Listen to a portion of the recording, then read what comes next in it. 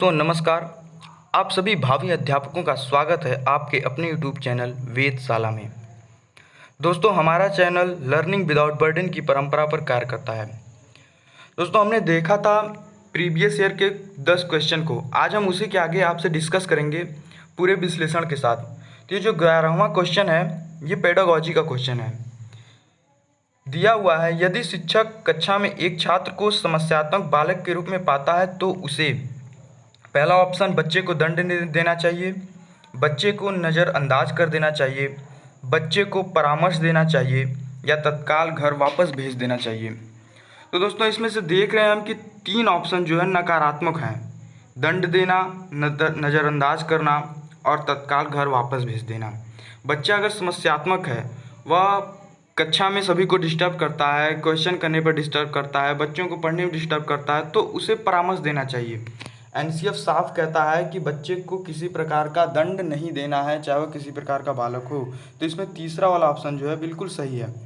आगे बात करेंगे अपने अगले क्वेश्चन को के बारे में। पाठ्य सहगामी क्रियाएं मुख्यतः संबंधित हैं शैक्षिक संस्थानों के विकास से, छात्रों के सर्वांगीण विकास से, छात्रों के वृत्तिक विकास से या छात्रों के मानसिक विकास से। तो दोस्तों, जो पाठ्य सहगामी क्रियाएं होती हैं, जैसे खेल कूद, बाल प्रतियोगिता, गीत गायन, इस तरह की जो पाठ्य सहगामी क्रियाएं होती हैं, यह बच्चे के सर्वांगीण विकास के लिए सहायक होती हैं। तो इसमें दूसरा वाला ऑप्शन जो है बिल्कुल सही हो जाता है। आगे बात करेंगे अगले क्वेश्चन की। निम्न में से किसने अधिगम सिद्धांत का प्रतिपादन नहीं किया? दोस्तों, इसमें से 3 ऐसे मनोवैज्ञानिक हैं जिन्होंने अधिगम का सिद्धांत दिया है और 1 मनोवैज्ञानिक हैं जिन्होंने अधिगम का सिद्धांत नहीं दिया है।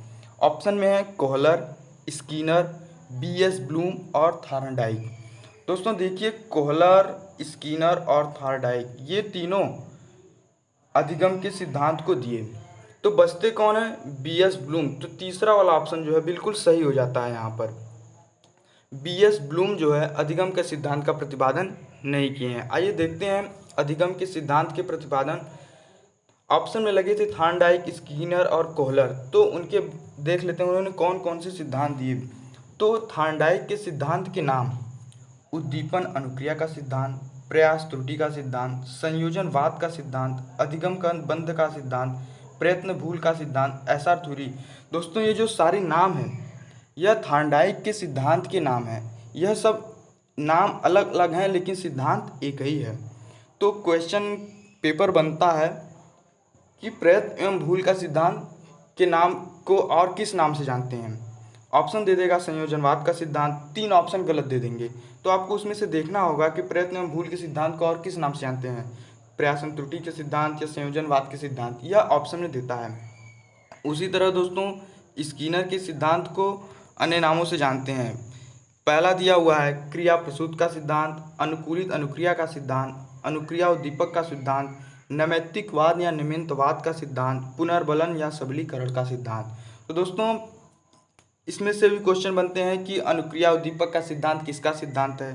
तो यह स्किनर महोदय का सिद्धांत है। इसे पुनर्बलन का सिद्धांत भी कहते हैं। आगे बात करेंगे कोहलर के सिद्धांत के बारे में। कोहलर के सिद्धांत को भी अन्य नामों से जानते हैं, जैसे अंतर्दृष्टि का सिद्धांत, पूर्णाकार का सिद्धांत, समग्रता का सिद्धांत, गेस्टाल्टवाद का सिद्धांत या पूर्ण से अंश की ओर का सिद्धांत। अब देखिए दोस्तों, ये जो ब्लूम है, ब्लूम ने टेक्सोनॉमी का सिद्धांत दिया। टेक्सोनॉमी ऑफ एजुकेशनल ऑब्जेक्टिव, शिक्षा के वर्गीकरण का सिद्धांत जो है विक्टर ब्लूम ने दिया।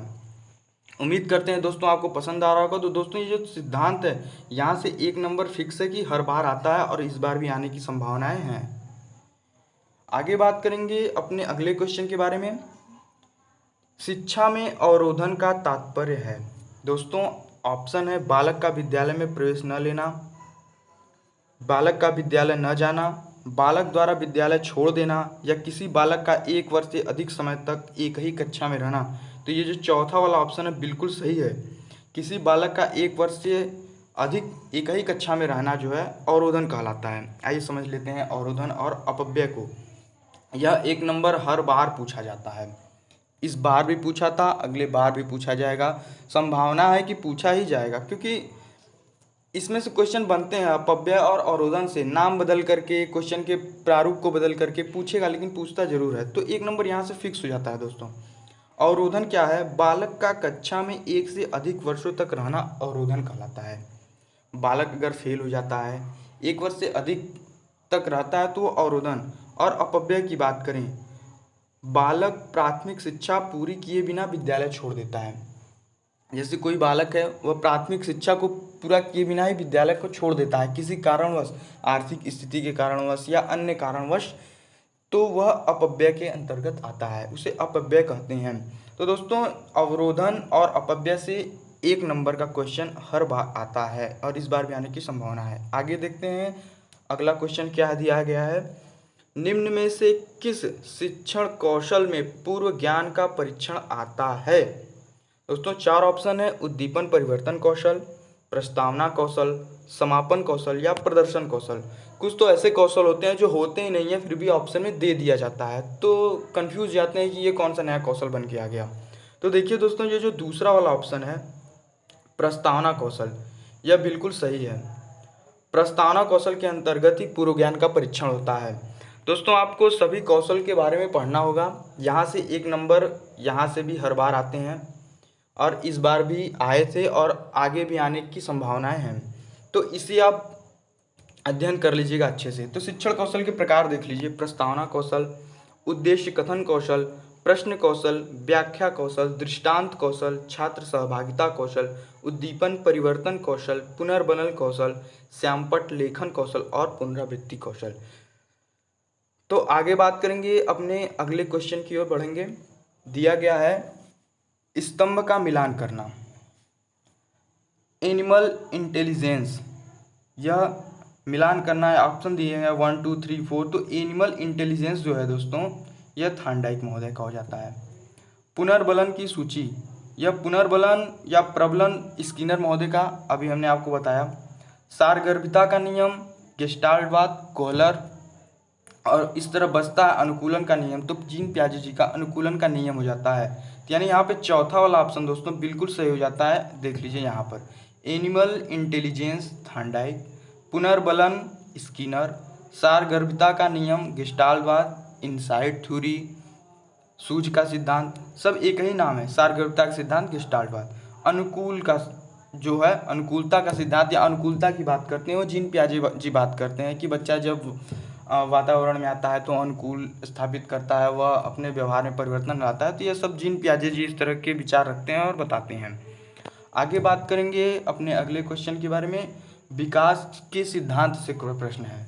विकास के सिद्धांत से दोस्तों यहाँ से भी 1 नंबर हर बार पूछा जाता है, 1 नंबर हर बार पूछा जाता है और आगे भी पूछने की संभावना है, यह मैं कह रहा हूँ।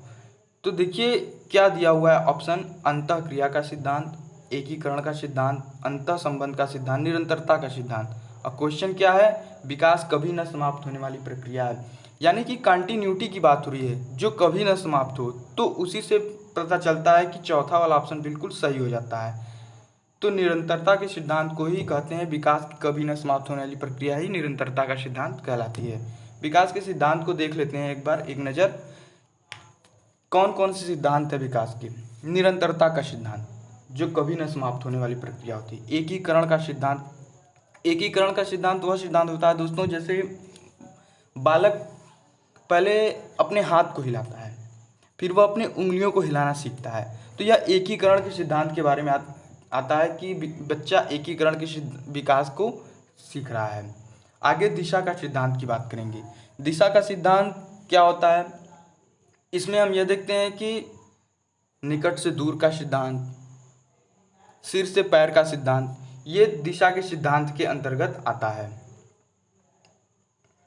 आगे दिया है विकास के भविष्यवाणी का सिद्धांत, यानी विकास की भविष्यवाणी की जा सकती है कि बच्चे के देखकर, उसके हाव भाव, उसके व्यवहार को देखकर हम यह भविष्यवाणी कर सकते हैं कि बच्चा आगे चलकर क्या करेगा। तो यह विकास की भविष्यवाणी के सिद्धांत होता है।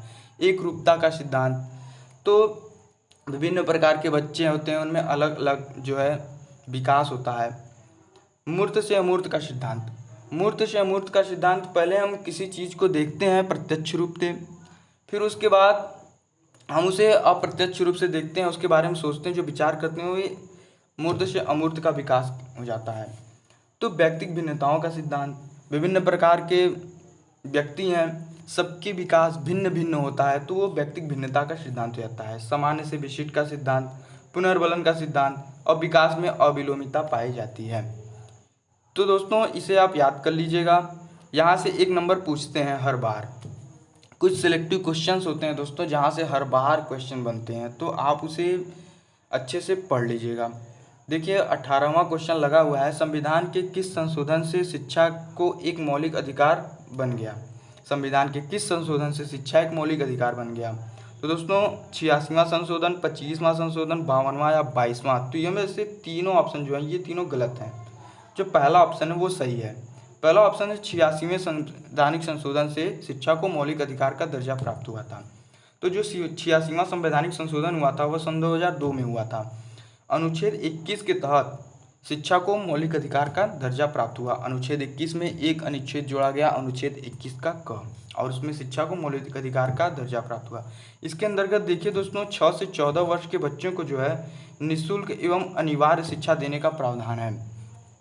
तो 86वें संवैधानिक संशोधन सन 2002 के द्वारा अनुच्छेद 21 के तहत मौलिक अधिकार का दर्जा प्राप्त हुआ। आगे देखिए जो क्वेश्चन लगा है, अभिप्रेरणा के मूल प्रवृत्ति के सिद्धांत के प्रतिपादक थे।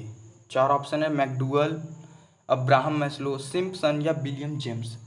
तो दोस्तों देखिए जो मूल प्रवृत्ति का सिद्धांत दिया था ये मैकडूगल महोदय ने दिया था। 14 मूल प्रवृत्ति उन्होंने बताई, जुजुप्सा, भय, इस तरीके से कुल 14 हैं। क्रोध, प्रेम, घृणा, ये सब 14 मूल प्रवृत्ति हैं जो कि मैकडूगल महोदय ने दिया। इसमें तो पहला वाला ऑप्शन सही है। आइए देख लेते हैं विभिन्न जो वैज्ञानिकों के नाम ऑप्शन लगे हुए हैं उन्होंने क्या क्या सिद्धांत दिए। तो अभिप्रेरणा के मूल प्रवृत्ति का सिद्धांत मैकडूगल महोदय ने दिया। आवश्यकता पदानुक्रम का सिद्धांत अब्राहम मैस्लो ने दिया। मनोविश्लेषणवाद का सिद्धांत सिगमंड फ्रायड द्वारा दिया गया है। और शिक्षा मनोविज्ञान के जनक विलियम जेम्स हैं, ये आप तो जानते ही हैं दोस्तों हमारा आखिरी और अंतिम क्वेश्चन यह दिया गया है आपको, विकास की किस अवस्था को कॉल तथा ब्रूस ने संवेगात्मक विकास का अनोखा काल कहा है। दोस्तों आपको विकास की जो अवस्थाएं हैं, शैशवावस्था, बाल्यावस्था और किशोरावस्था, ये बाल विकास के अंतर्गत 3 ही अवस्थाओं का अध्ययन हम करते हैं, शैशवावस्था, बाल्यावस्था और किशोरावस्था। तो इनसे जुड़े जो विभिन्न परिभाषाएं हैं जो विभिन्न वैज्ञानिकों द्वारा दिए गए हैं, मनोवैज्ञानिकों द्वारा, उनको आपको पढ़ना होगा, क्योंकि यहाँ से एक नंबर आपका जो है फिक्स होता है दोस्तों। यहाँ से एक नंबर फिक्स होता है कि ये आएगा ही। तो विभिन्न मनोवैज्ञानिकों की परिभाषाओं को देखना पड़ेगा आपको कि शैशवावस्था को किस मनोवैज्ञानिक ने क्या कहा है, बाल्यावस्था को किस मनोवैज्ञानिक ने क्या कहा, और किशोरावस्था को किस मनोवैज्ञानिक ने क्या कहा है। तो ये जो बाल्यावस्था है, दूसरा वाला ऑप्शन बिल्कुल सही है यहाँ पर कि कॉल तथा ब्रूस ने संवेगात्मक विकास को अनोखा काल कहा है, तो बाल्यावस्था को कहा है। तो दोस्तों उम्मीद करते हैं आपको यह हमारा सेशन पसंद आया होगा। तो इसे अगर लाइक करके शेयर जरूर कर दीजिएगा दोस्तों, और इसके आगे की वीडियो अगले दिन अपलोड हो जाएगी। आप लोग लगातार बने रहिएगा हमारे साथ। तब तक के लिए